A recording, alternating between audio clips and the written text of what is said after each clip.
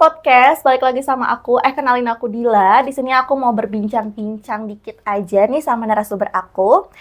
Dengan judulnya itu hidup sendiri itu gimana sih? Nih mungkin buat kalian ya yang relate juga, apalagi buat kalian kalangan mahasiswa pasti relate sih. Karena ini juga salah satu topik yang jarang dibahas juga. Makanya kali ini aku mau bahas soal topik merantau. Buat kalian lagi kuliah jauh, boleh nih merapat kita dengerin dulu ya. Karena merantau tuh bukan cuma soal hidup mandiri saja atau kelihatan kuat aja, tapi juga tentang capek, sepi, dan juga proses bertahan di tempat yang bukan rumah. Nih kalau kalian mau langsung tahu juga nih gimana sih cara bertahan merantau merantau jauh dari rumah, rasanya kayak gimana? Oke, kali ini aku nggak sendiri, aku ditemanin sama narasumber kita yang cantik ini ya. Ayo, ke narasumber yang cantik dipersilahkan untuk duduk. Halo. Oke, Mbak Jenika boleh deh perkenalkan diri dulu kepada teman-teman semua, coba. Oke, halo semuanya, nama aku Jenika Natania. Aku ini pribadi lagi ngerantau di Bandung. Sebelumnya aku sebenarnya asalnya itu dari Jakarta, cuma emang aku sempat tinggal di Bali juga. Oh, orang Bali ya nih. Bali, aku pengen banget sih ke Bali. Bukan orang Bali, tapi emang pernah tinggal di Bali. Tinggal di Bali, kayak oh iya, maaf saya lupa ya. Oke, Mbak Jenika gimana sih perasaannya nih jauh dari rumah gitu? Dan udah dari lama ngerantaunya? Jadi sebenarnya aku tuh, kan yang aku bilang aku tuh udah pernah tinggal di Bali, cuma pas di Bali tuh jadi kayak ngerantau setengah. Karena aku ngerantaunya tuh masih kadang mama aku tuh datang. Bahkan pas aku pindah ke Bali, mama aku tuh juga ikut datang juga, jadi tinggalnya ngerantau bareng-bareng sama mama aku ke Bali kan. Nah, semenjak aku ke Bandung ini udah dari bulan Juni 2025, berarti udah sekitar 8 bulanan. Nah ini tuh baru pertama kalinya aku benar-benar kayak ngerantau benar-benar jauh dari keluarga, jauh dari siapapun. Aku benar-benar sendiri di Bandung ini. Nah jadi kayak benar-benar pertama kali experience yang antara seneng, takut, excited itu semua jadi satu sih. Pasti sih. Bener. Tapi udah sering nih ke Bandung ya? Ya udah beberapa kali sih, karena kan Jakarta Bandung dekat tuh. Jadi nggak usah ini lagi kan ya, nggak usah deg-degan lagi. Iya benar. Tapi kakak Jenika nih, kayak apa sih alasan kakak untuk memutuskan untuk merantau? Kayak tuntutan, mimpi, atau juga keadaan, atau emang karena mungkin kuliah? Iya, aku kalau ngerantau ke Bandung ini sebenarnya bukan plan aku sama sekali. Emang karena tuntutan dari kuliah, karena kampus aku kan di Bandung, jadi aku harus ngerantau di Bandung. Sebenarnya tapi kebetulan juga aku tuh pengen banget dari dulu ngerantau di Bandung. Cuma kan kalau izin dari orang tua tuh susah ya bisa ngerantau ke Bandung atau keluar kota, alasannya apa. Nah kebetulan karena kuliah ini aku juga bisa berkesempatan buat ngerantau ke Bandung sih. Jadi senang juga sih. Jadi anak Bandung sekarang. Iya bener. Ya? Aku udah bisa nih bahasa Sundanya. well. Well banget. Kita well dulu dong. Well. Tapi udah paling coba Sundanya atau gimana? Belum sih, cuma kalau sama teman-teman paling beberapa kata doang ya. Cuma kan pasti sebenarnya Sunda kasar. Coba deh kakaknya bilang dong salah satu bahasa Sunda gitu. Untuk teman-teman ngomong Sunda gitu. Ngomong Sunda. Geus daharcan. Itu sih paling basicnya ya. Bisa ya. Kalau kakak sendiri nih punya gambaran nggak sih kayak gimana tentang hidup merantau kayak gitu, dan setelah di jalan itu kayak gimana dan sejauh apa gitu bedanya sama realitanya gitu? Kalau ekspektasinya sih dulu sebelum ngerantau sih ngerasanya mungkin agak-agak takut ya kayak, tapi penasaran juga gimana sih rasanya ngerantau jauh dari keluarga, dari orang tua. Takutnya tuh kayak takut salah pergaulan pasti, takut gak bisa beradaptasi sama lingkungannya tuh udah pasti juga. Cuma setelah aku ngelakuinnya langsung, melakukan merantau langsung gitu ya, aku tuh ngerasa emang awalnya pasti aku kayak masih sedih, kesepian banget. Itu kayak sebulan 2 bulan pertama aku tuh masih kesepian banget, masih berusaha untuk beradaptasi sama lingkungan, nyari teman-teman baru, sama aku masih kangen banget kayak ke keluarga, masih pengen pulang, rasanya masih pengen ketemu keluarga banget. Cuma lama-lama setelah diterusin, tetap dilanjutin beradaptasi dan terus ngelakuin perkenalan dengan lingkungan sekitar gitu ya di daerah rantau, lama-lama sih tetap nyaman ya, lama-lama juga dapat nemuin letak nyamannya tuh di mana gitu, plus minusnya di mana dari ngerantau sama nggak ngerantau gitu. Dan sih. juga nemuin teman-teman baru juga bener ya, banget. Kehidupan baru. Bener banget. Tapi kalau momen paling beratnya nih selama merantau tuh apa sih? Momen paling berat sih kalau setiap orang pasti beda-beda ya. Cuma kalau dari aku pribadi sebenarnya nggak terlalu banyak ya momen-momen beratnya. Paling kalau awal udah pasti yang tadi ya adaptasinya, jadi kayak sering sedih dulu tuh kayak kesepian di kosan gitu, murung gitu rasanya kalau di kosan gitu kan. Sama kedua paling kalau anak rantau tuh paling gak jauh-jauh adalah pengatur keuangan. Jadi kalau kita nggak bisa ngatur keuangan pasti kan Lebih nanti boros. iya takut nanti duitnya habis gimana. Cuma kalau terlalu ngirit takutnya nggak have fun gitu kan sendirian gitu sih. Tapi sejauh ini keuangan gimana? Aman? Aman. Alhamdulillah ya aman Alhamdulillah ya. aman. Kalau di kota orang tuh terutama kayak kamu lagi bener-bener sendiri nih. Biasanya kamu ngadepin rasa kesepian tuh kayak gimana? Ngerasa kesepian. Sebenarnya sih aku jarang ya ngerasa kesepian karena emang akunya introvert tertutup. Cuma pasti pernah juga ngerasain kesepian. Biasanya lebih ke nyibukin diri sendiri sih pasti. Cari kesibukan, cari aktivitas. Terus kalau emang bisa ajak teman-teman keluar main atau ngapain pasti ajak teman-teman sih. Yang penting kita jangan sampai nggak ada kegiatan yang bikin kita jadi terpuruk sama hal sedih, kesepian kayak gitu sih.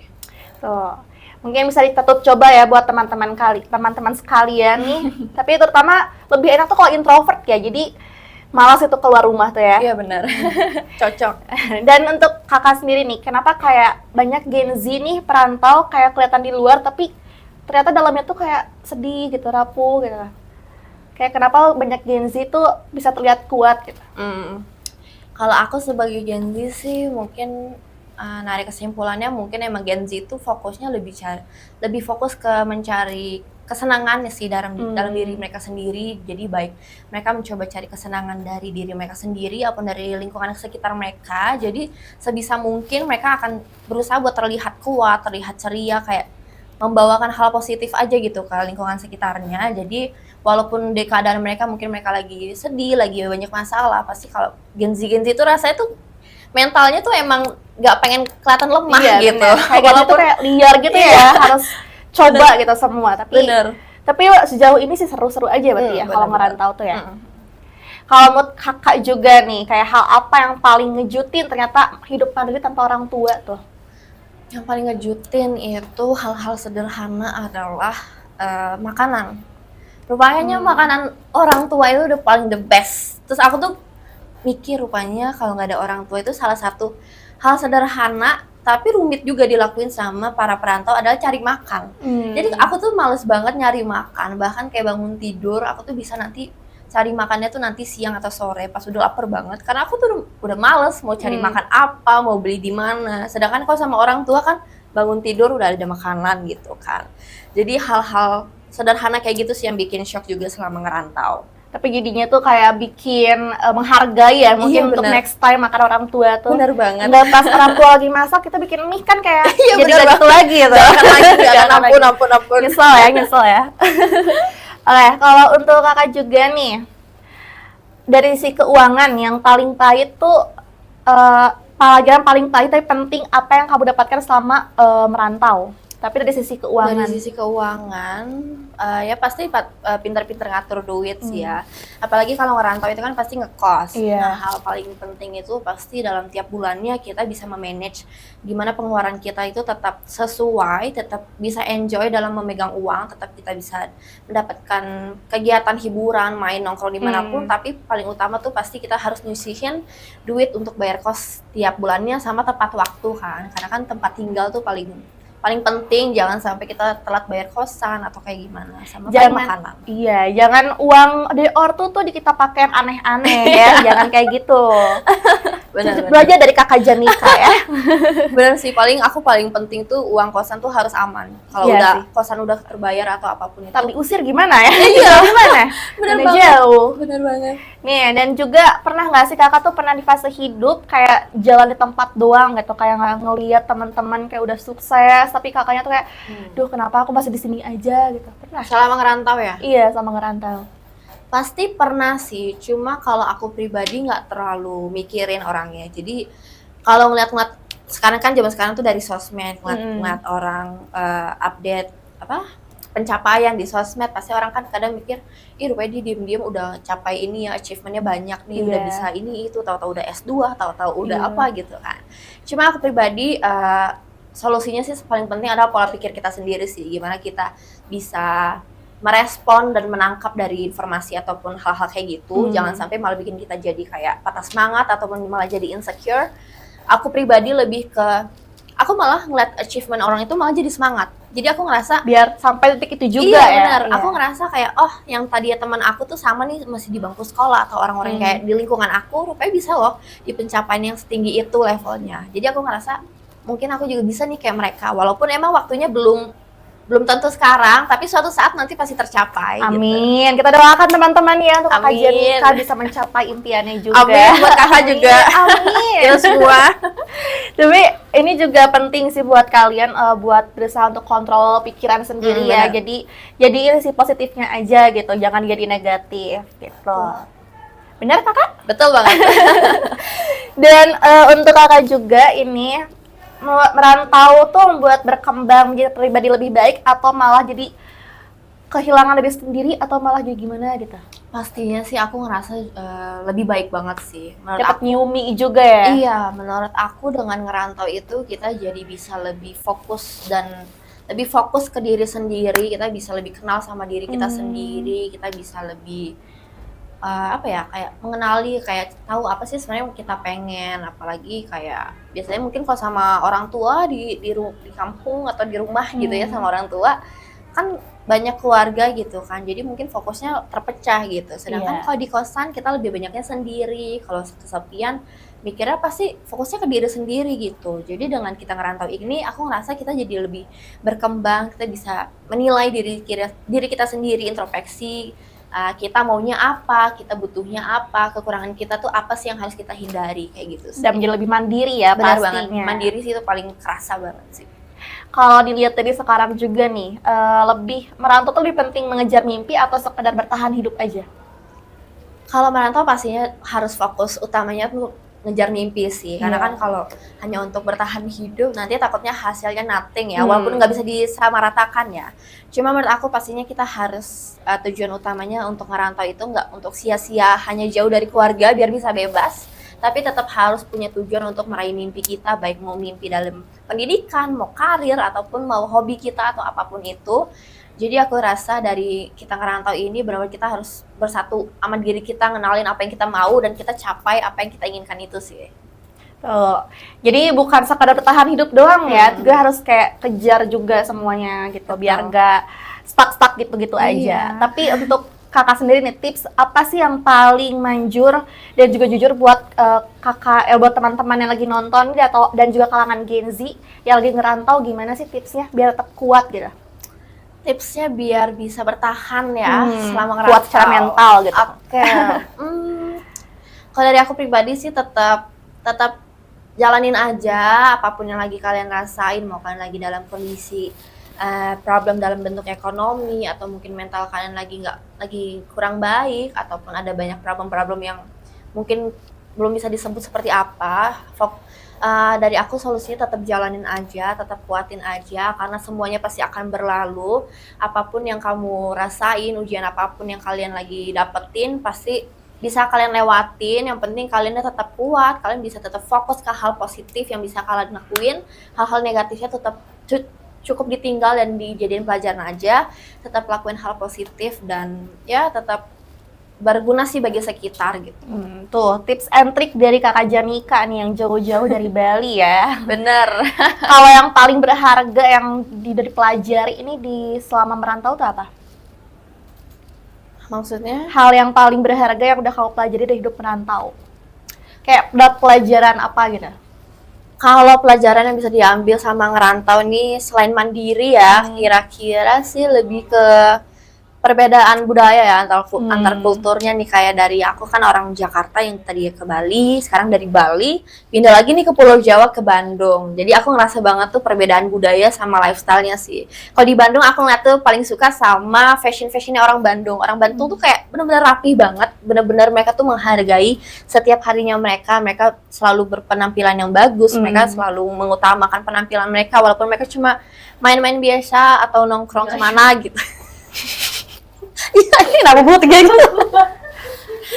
Ulang tuh dari ulang. Biasa. Ini dari mana tuh? Biasa. Nggak sebahaya ya. Lanjut teh. Walaupun mereka cuma nongkrong biasa, tapi mereka tuh tetap mengutamakan penampilan mereka yang rapi, yang tetap menghargai lawan bicaranya kayak gitu kan. Jadi selain penampilan tadi ya, kultur, bahasa bahasanya udah pasti kan unik ya, orang-orang Bandung tuh sama ramah-ramah juga. Pakai sampurasun. Pakai bahasa Sunda kayak kalau lagi jalan kaki itu banyak banget orang-orang yang nyapa, dipanggil teteh gitu kan, dipanggil pakai bahasa Sunda atau apa gitu, walaupun aku nggak ngerti. Cuma ya udah aku coba merespon mereka aja gitu kan. Ya paling lebih banyaknya ke hal kayak gitu sih, lebih kayak bagaimana perbedaan lingkungannya aja sih antara Jakarta, Bali sama Bandung sih kayak gitu.